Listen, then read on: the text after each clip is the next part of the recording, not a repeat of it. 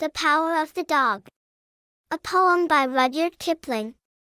There is sorrow enough in the natural way, from men and women to fill our day. And when we are certain of sorrow in store, why do we always arrange for more?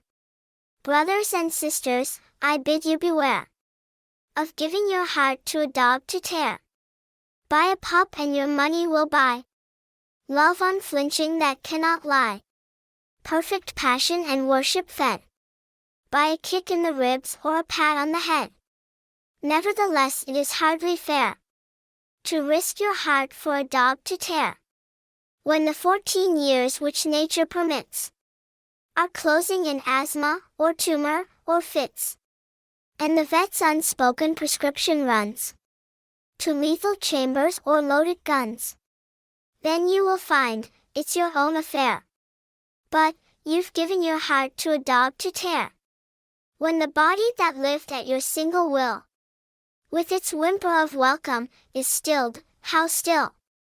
When the spirit that answered your every mood is gone, wherever it goes, for good, you will discover how much you care, and will give your heart to a dog to tear.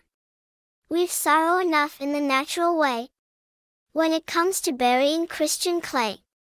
Our loves are not given, but only lent, at compound interest of cent per cent. Though it is not always the case, I believe, that the longer we've kept them, the more do we grieve. For, when debts are payable, right or wrong, a short time loan is as bad as a long. So why in heaven, before we are there, should we give our hearts to a dog to tear?